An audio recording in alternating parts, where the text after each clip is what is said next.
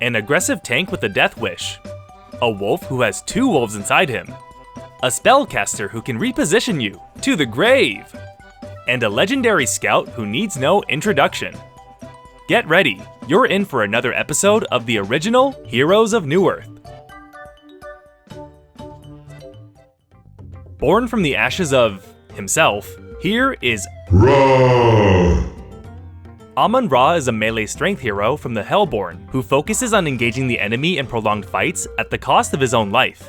His name comes from the Egyptian god, who was revered as the supreme god of the Egyptians, protector of the pharaohs, and among many other things, was also the god of the sun and reincarnation.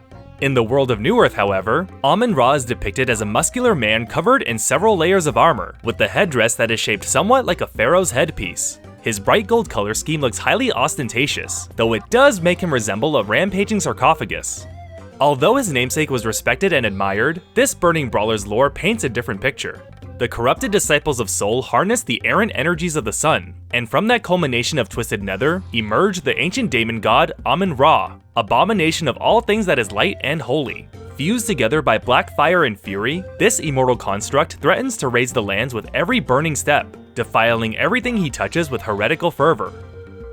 As far as alternate avatars go, he's got a series that resembles the Egyptian gods, with Risen Ra and Montu-Ra modeled after Ra, and Karnak the Tomb Guardian looking a whole lot like Anubis.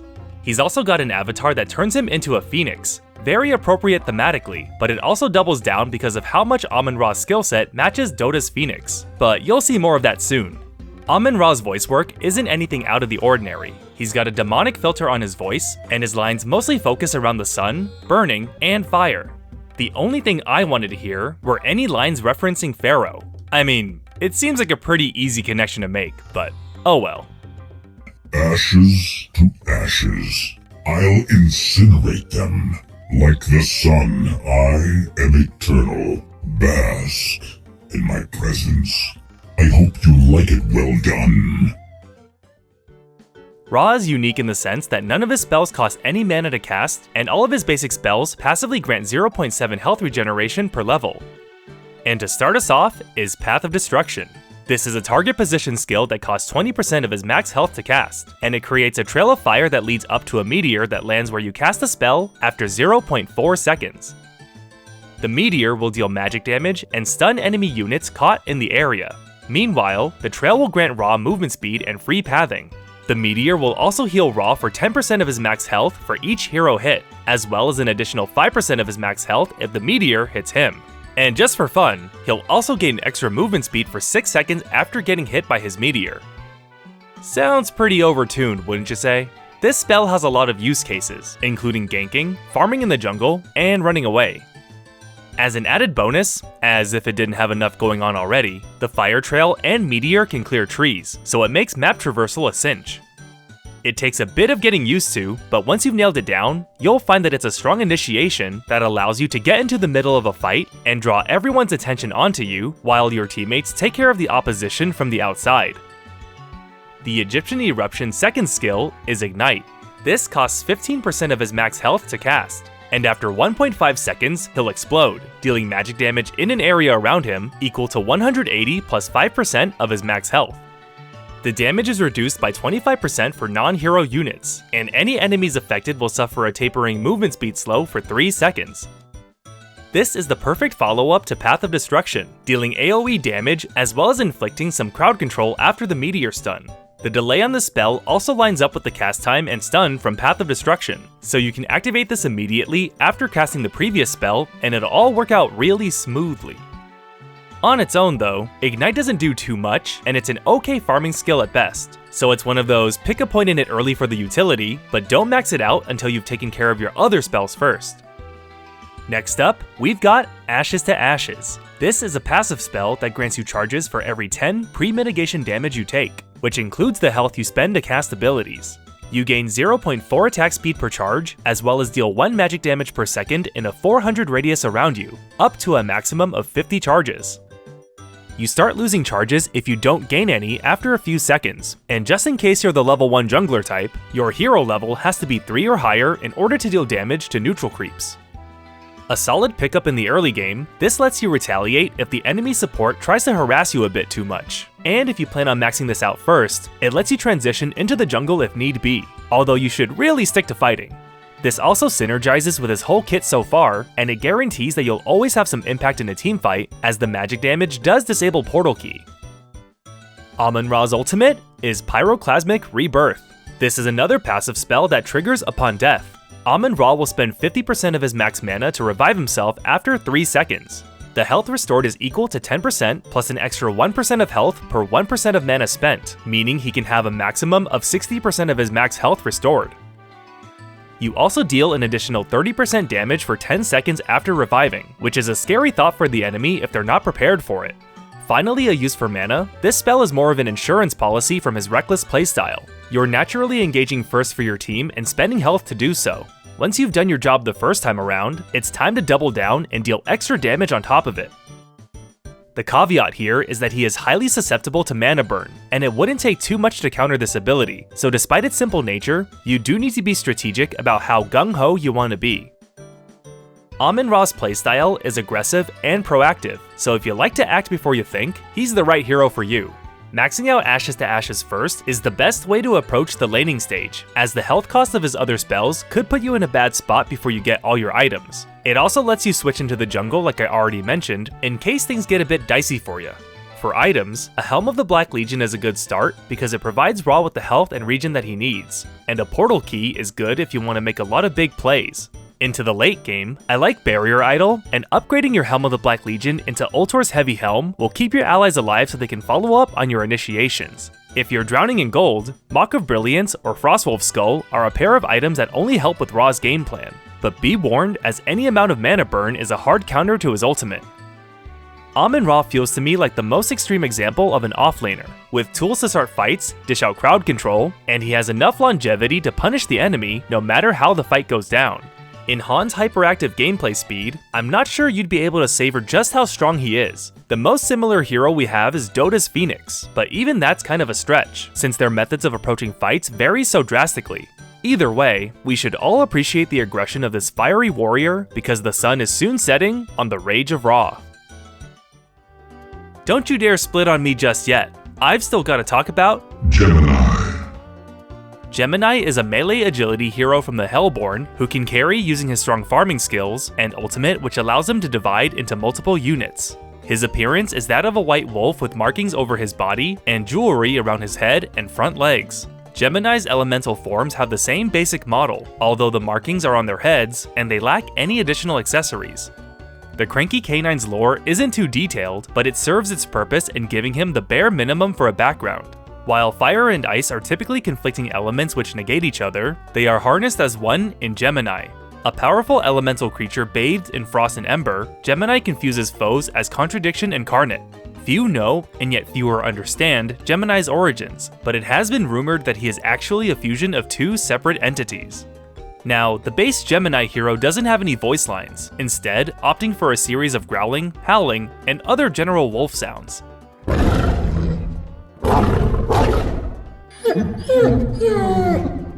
Although to be fair, you could pick any of Jakiro's voice lines and it'll work just as well. His alternate avatars play it on the safe side for the most part.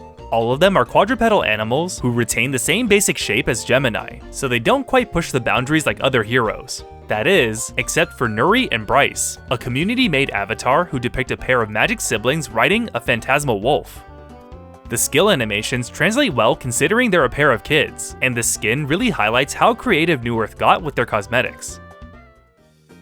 Gemini starts off with Twin Breath. This is an AoE spell that has Gemini shooting out a cone of fire and ice, dealing an initial burst of magic damage, as well as applying a damage over time effect and a movement speed slow over 3 seconds. Interestingly, this spell is very similar to Jakiro's Dual Breath, which basically serves the same function. Twin Breath is a simple nuke, with the basic utility of harassing the enemy, potentially initiating on them, but most importantly, it clears creep waves. For Gemini, the usefulness of the spell changes with the game length, and experience is the key to maximizing its potential. Spell number 2 is Twin Fangs. This lets you target a spot on the ground, and Gemini will split into his fire and ice forms, taking a preset path before recombining at the chosen location. Each form will deal magic damage to any enemy unit it touches, and the Coalescence Point will stun foes for 2 seconds. Good for farming, initiating, or even escaping, Twin Fangs is yet another flexible spell that lets Gemini make the most out of his current situation. If nothing else, it's a very flashy ability that lets you style on your opponents, and any victim unfortunate enough to be caught knows that a beatdown is soon to follow.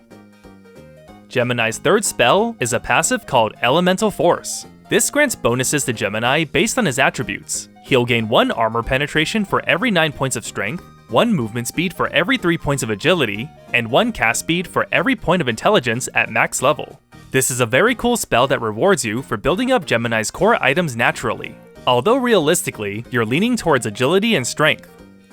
You can view these more as icing on the cake. I don't think anyone's going to be rushing any one stat just to max out the bonuses, but when you're buying items like Dawnbringer and Frostwolf Skull that give you pure stats, you stretch the mileage on those items and it becomes more efficient overall. However, this does make Gemini highly item dependent, so you gotta make use of your farming abilities to get to the late game. Gemini's ultimate is Fire and Ice. This splits Gemini into 2 elemental forms, Fire and Ice. Each wolf has unique-ish abilities that are based on the hero's spells, but they do share Gemini's movement speed, a higher base magic armor of 9.5, 60% of the elemental force bonuses, and they have a percentage of his attributes, although it is 100% at max level. Lots of numbers I had to throw at you there, but you should know that having both wolves out is more DPS than if you only have his base hero. If either of the wolves die, then Gemini will perish as well, much like how Meepo works.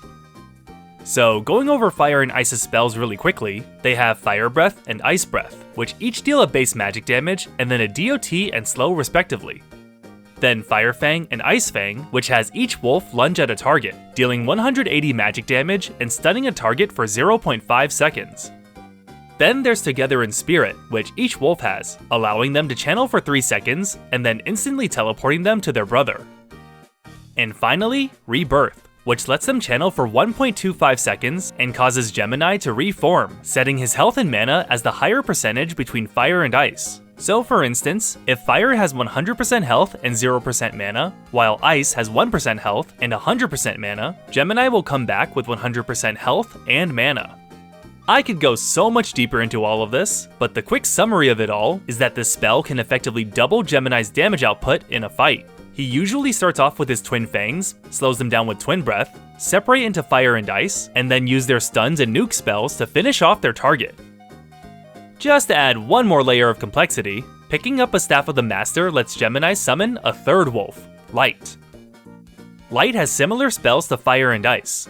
Light Breath deals magic damage and gives enemies a mischance for 3 seconds, and Light Fang is the same as the others. What makes him really unique is that he has a passive that lets him move at essentially 650 movement speed as long as he's at least 1200 distance away from enemy heroes, allowing him to scout out the map really effectively. He also gets a 67% damage penalty if he's within 900 radius of both Fire and Ice, so he's most useful when he's scouting or split pushing. The Rebirth mechanic remains the same with Light, so if Fire and Ice have been fighting, and you reform Gemini while Light is at full health and mana, Gemini will come back with his health and mana topped off. So yeah, you basically get 3 units to control, and that allows you to farm the map, push down towers, and pick off any stragglers. Is it complex? Most definitely. Is it fun? Oh, you'd better believe it. In the laning phase, you'll want to max out your first 2 spells to have some wave clear. And for items, the quick and easy method is to get everything that grants you all attributes. Dawnbringer, Geometer's Bane, Frostwolf Skull, and Nullstone are all good choices that I wouldn't blame you for getting.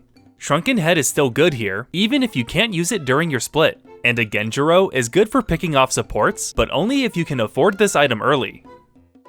Gemini is such a cool hero and his design is top notch. Quick aside, but Elemental Force used to cause the hero to attack twice with every auto attack, so getting a Brutalizer or Nullfire Blade were amazing before the rework. He sounded really intimidating to me on release, which I think most micro heroes tend to do. But in my later years, when I learned to embrace heroes like Chen, revisiting Gemini was a real treat. Wish I had known better. I think I really would have enjoyed playing him back in the day. But I guess as a Taurus, I simply didn't get along with Geminis. Doesn't matter how far you are, you can always close the gap with Riftwalker. The Riftwalker is a ranged intelligence hero once again from the Hellborn who can displace and set up for huge combos with her skills. The hero doesn't have many distinguishing features. She has a primarily purple color scheme, which ties in with the space theme of her spells, and the gold accents along with red tassels on her outfit may be inspired by Middle Eastern fashion. Her overall appearance is fairly disconnected from her gameplay, but I gotta admit, I do love that design. Riftwalker's story is pretty barren, as she is described to use dark magic to achieve her goals. Manipulator of the forbidden arts, she reaches into the realms of the ancient evils. She seeks to discover more secrets that the Legion has forgotten, lest the Elder Gods awaken. Tapping into the darkness, she draws forth unholy power to aid the hordes of her liege. Do not let her pleasant demeanor fool you. The Riftwalker fears nothing, and will serve only those who will aid her mad quest for power. Most of her alternate avatars are typical titty monsters which do a better job of conveying her evil side better than her base model. But one that deserves some praise is the Elder Riftwalker, which seems to be a more veteran user of the magic that the hero partakes in.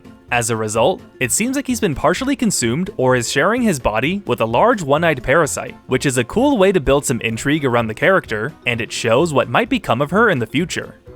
Riftwalker's voice lines paint her as a threatening, powerful mage. There's also a little bit of an echo filter that gives her a more otherworldly presence. Running will only prolong the inevitable. Fly, you fools. The end has come. Have you made up your mind?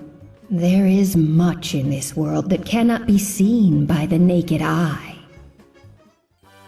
Riftwalker starts us off with Cascade Event. Casting this creates a large circle at the targeted area, which is only visible to allies. After 1.5 seconds, enemies who are in the AoE are pulled towards the center and take 240 magic damage. This is more of a setup spell than anything, and the visual signal to your allies is helpful in letting them know that they should engage on the enemy. And while Cascade Event is most useful in setting up your combos, the magic damage is solid at clearing creep waves. The Void Wizard's second spell is Shared Existence. This targets an enemy unit and inflicts them with a 45% movement speed slow, with one charge being added for each non-DOT damage they take, which will add 10% slow per charge, up to a maximum of 5 charges. The whole effect only lasts for 4 seconds, but with the help of a friend, you can both pick on a target and slow them down to a halt. While auto attacks will work to add charges and ramp up the slow, Riftwalker's other spells do a good job of reaching max stacks in a short amount of time. Following this, her next spell is Riftburn. This targets a large area on the ground, dealing an initial burst of 200 magic damage to enemies in the inner circle of the indicator. Every 0.6 seconds, enemies in the radius will take magic damage, which increases in damage with each pulse, dealing up to a grand total of 300 magic damage. A terrifying AoE nuke, this can effectively deny an area of the battlefield either in the laning phase or a late game teamfight. It does take some setup to maximize its potential, so you would usually start off with Shared Existence to slow them down, lay down the Riftburn to slow them more and take the burst of damage, then use Cascade Event to draw them back into the damaging field. A powerful spell in its own right, this ability makes Riftwalker one of the scariest heroes to deal with, especially if the team comp has enough crowd control to maximize its damage. Riftwalker's ultimate is Wormhole. This allows Riftwalker to target an area up to 1200 units away, and after a 2-second channel, she will instantly teleport to the location and erupt, dealing 450 magic damage and stunning all enemies for 2.5 seconds. A great initiation spell for Riftwalker, you do have to make sure that your allies are close by so they can follow up, but it's probably best used as a follow-up to keep your squishy self safe. You can then use the rest of her combo to bombard the enemy team with magic damage while keeping them in place for your carry to clean house. By picking up a Staff of the Master, the spell is renamed to Bidirectional Wormhole, and this lets you activate the spell a second time within 2.5 seconds, which will teleport you and all enemies in the radius back to the original cast location. So you can hide with your team in the trees, catch an enemy off guard, and drag them back to pretty much secure a kill every time, as long as your buddies know how to right-click. Riftwalker is best played as a support, although she could function well as a mid-ganker if need be. Striders can be picked up to get you around the map, and Staff of the Master is required if you want to make the big plays. Spell Shards is a good mid-game item as well to amp up your damage, and a Harken's Blade is the final big item if you want to carry. Riftwalker's design is very reminiscent of a League champion to me, where every spell clearly synergizes and sequences into one another. That's not to say that her gameplay isn't fun, it just marks a change in design philosophy regarding their heroes. As basic as her spells are, I like how she sets up for much bigger plays, and Cascade Event is highly satisfying to land. If you can't have fun while playing her, then do you even Rift, bro? And here he is, everyone's favorite noob trap, Scout. Scout is a melee agility hero from the Legion who specializes in attacking from stealth and stealing kills with his ultimate.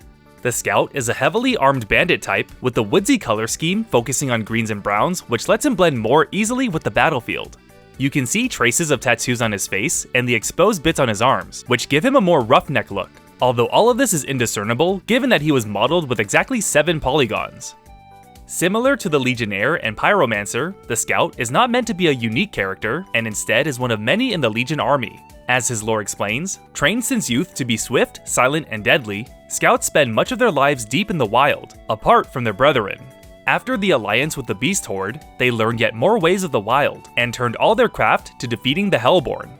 Though many view them as aloof, none doubt the importance of the Scouts in the war against the Daemons, as the countless enemy corpses, dead by a single blow, attest. His avatars are all over the place, with half of them being cool and heroic, while the other half is pretty goofy. I think this can be attributed to the fact that Scout was a very popular pick among new players, at least in my time, for being a DPS character with stealth, a crit, and a high damaging ult that can pick off targets. Because of this, you have to cater to that demographic by having genuinely well-made skins, while also clowning on him for attracting the not-so-great players and giving the more enfranchised players a laugh. Scout's voice work is iconic. He speaks with a southern drawl and encapsulates what made Han so special. It didn't take itself too seriously, and it was all about the fun. One shot, one kill. They're already dead. Body's gonna fall like a whisper. I'll find my way.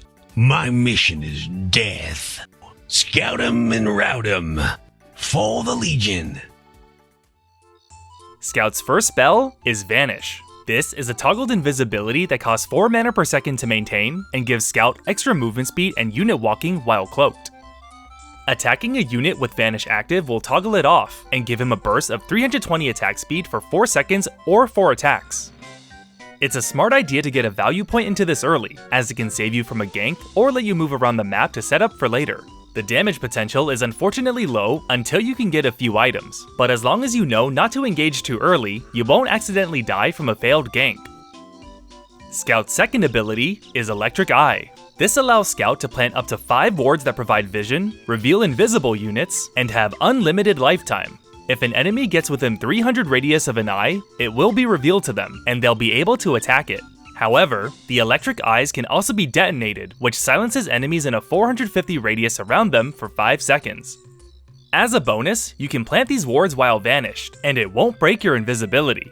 Electric Eye is also known as the spell that pub players don't know exists, and I mean, why would they? It doesn't even do damage. The crazy amount of utility coming from this spell should let a skilled Scout player plan ahead and find stray enemies for them to pick off. A bad Scout, though, basically just feeds gold to the enemy for free. Knowing how to utilize these little guys to your advantage is the key to playing Scout well. And honestly, if nothing else, it silences for 5 seconds, which is more than enough time for you to get in and do your job if you're trying to catch someone by surprise. Scout's third skill is Disarm. This is a passive that deals a 2x critical attack and a 2-second disarm on an 8-second cooldown. Attacking enemies will reduce the cooldown of this spell by 1 second. This is a nice damage amp that combines well with Vanish's attack speed buff. And similar to Vanish, Disarm requires that you have some items farmed before it does anything useful. Again, Vanish and Disarm are traps for new players who just want to deal damage before they're able to. So sit back, farm up, and the big sneaky assassinations will come to you in time. Scout's ultimate is Marksman Shot. This lets you choose a target within a massive 2500 range, and after a 1.5 second channel, Scout fires a crossbow bolt at his victim, mini-stunning and dealing 250 plus 30% of their maximum health as magic damage. This additionally slows the unit down by 40% for 4 seconds. Honestly, a good spell for initiating or catching the enemy trying to flee. Scout's ultimate also has the negative connotation of being a prime kill-stealing spell. I trust that you'll use it for good though, and take advantage of the slow to keep an enemy in place as you go nuts with all that attack speed and crit. The mini stun can also cancel teleports, so you may want to save this to cancel the channel in some cases. With the Staff of the Masters, this spell is renamed to One Shot, One Kill, which increases the range, and after he hits a target with the spell, Scout can activate the ability again to quickly leap to the target. This may be a good way of initiating from far away, so you can catch a foe unaware. Since you do lose your mini stun to follow up, it's best to pick up the Staff of the Master after you get some sort of disable like Storm Spirit or Brutalizer. So, like I said earlier, Scout is an attractive pick for newer players because on paper, it sounds like he does a lot of damage. I mean, you've seen it, he's genuinely very fun to play, and his hero killing potential is there, so we have to make sure that he gets to that point. For items, a quick Runed Cleaver can give him the regeneration and farming prowess to clear waves quickly while staying healthy. Brutalizer is a good one to catch people off guard, and it meshes well with Vanish as the burst of attack speed can ensure that you land a stun on your target. Shield Breaker is a good one too. It makes quick work of an enemy by lowering their armor by a ton. I always recommend this on carries, but a Shrunken Head here is vital, as Scout's health pool is pretty small. But if you absolutely just want to throw the game, buy a Codex, and go for kill steals only. Any legitimate kills through your own skill are not allowed here. Scout was an absolute pleasure to play again for the purposes of this video. With more experience under my belt, I can say without a shadow of a doubt that he's pretty bad. Early game, he's essentially a non-factor, and to survive long enough to make any impact is a miracle unto itself. That said, his combo feels great to pull off, and seeing a life bar drain as you quickly stab into a hero is unparalleled. His tendency to draw in bad players is such a phenomenon that most people remember him as a giant meme, and there's something special about that. With Newerth finally laying to rest, we can finally send off one of the most influential and memorable heroes in the MOBA landscape. We'll miss you, you beautiful bastard. So this video took a lot longer to complete than I initially thought, so at the time of this recording, Heroes of Newerth has finally shut down, with the website's front page barren of any patch notes and news, just a simple message that states Han is now officially closed. Thank you for playing. I thought I'd have more time to go over the heroes and items in the game, and it's such a forlorn feeling that I won't be able to. In the spirit of not being a Debbie Downer right now, if you've made it this far, I would appreciate it if you could celebrate the life of the game that we've all loved, abandoned, forgotten, and remembered by leaving a comment with your favorite moment, character, or whatever. Just make it fun, and I'll see you soon.